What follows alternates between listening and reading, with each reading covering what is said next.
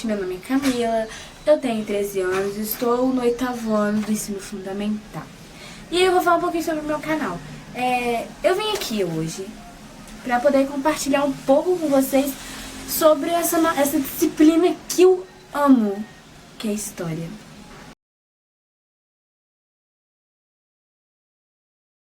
A Revolução Francesa ela foi um movimento revolucionário que retirou da França um regime absolutista, ou até mesmo uma monarquia absolutista, como outros dizem, né? A França, no caso, ela estava retirando o regime absolutista e instalar a República na França. E um pouco antes da Revolução Francesa começar, eles estavam vivendo um antigo regime em sociedades estamentais. O que é sociedade estamental? A sociedade estamental, ou seja, ela era uma sociedade dividida em 3 estados. O primeiro era formado pelo clero, né?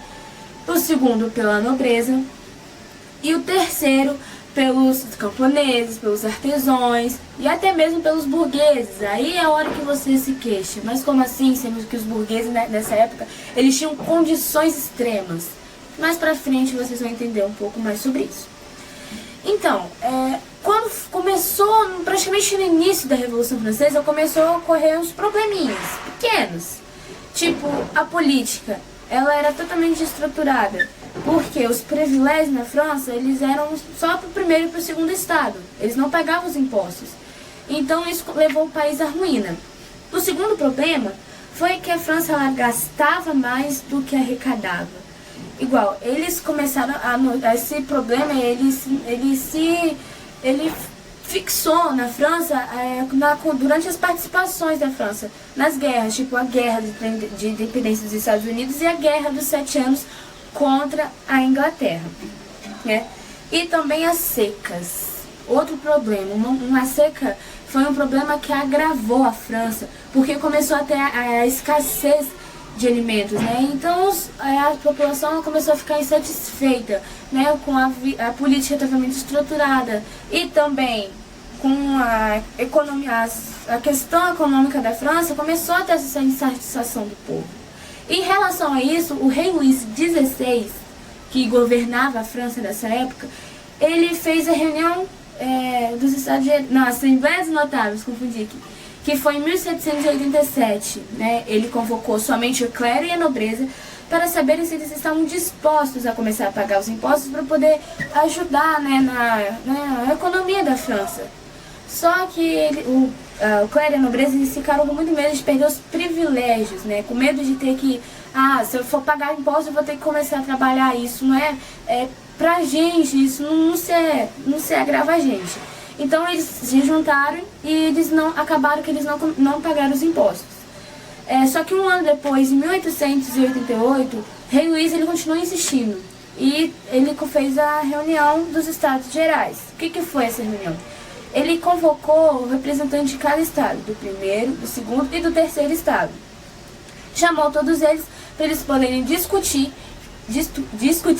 e votar em maneiras para poder ajudar a França nesse momento grave da crise, né? Mas como eles não queriam perder os privilégios e tal, o voto teve um problema na questão do voto, porque o voto ele não era por pessoa dos estados, e sim por estado. Tipo, o voto do clero era um estado só, o voto da nobreza era um estado só e o voto do povo também.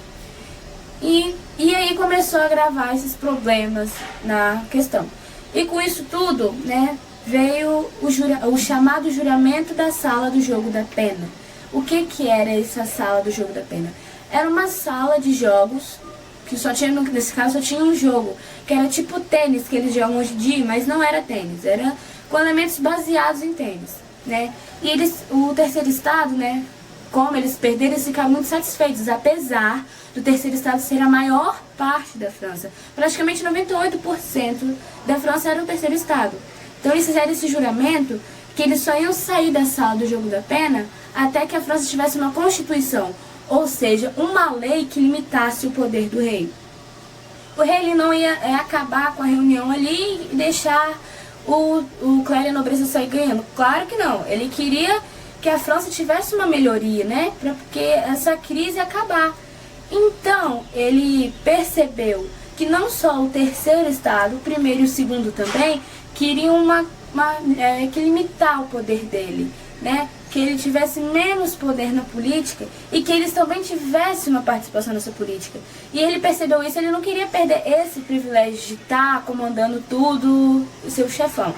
Então ele resolveu dissolver a reunião, deixou o primeiro estado quieto e o terceiro também.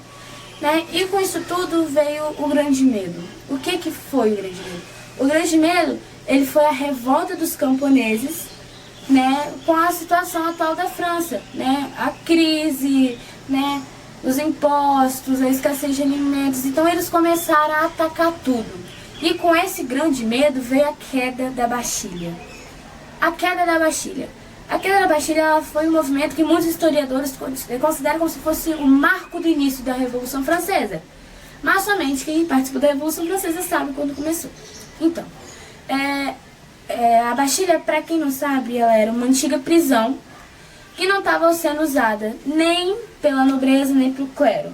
Então o terceiro estado resolveu tomar posse da Bastilha como em forma de protesto. E né, a Bastilha foi um marco na história. Por quê? Porque a Bastilha ela era o símbolo do absolutismo, né? Então a nobreza, eles começaram a perceber esses problemas que estavam se agravando na França e foram ficando muito preocupados. Então, gente, eu falei pra vocês um pouquinho sobre a Revolução Francesa. Não dá pra me falar tudo num só vídeo porque é uma matéria muito extensa. Tem muitas informações importantes, muitos marcos importantes. No próximo vídeo eu vou falar mais um pouco sobre a Revolução Francesa, né?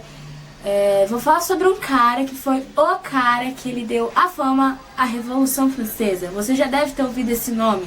Se você estiver estudando a Revolução Francesa, você já ouviu esse nome com certeza. Maximilien Robespierre. Se você tiver com muita curiosidade, pesquise um pouco sobre ele, que aí você vai entender o que ele foi, por que ele foi importante na França, tá, gente? Beijos e até o próximo vídeo. Se eu falei algo de errado, por favor, me corrijam aí nos comentários, tá bom? Tchauzinho, beijo!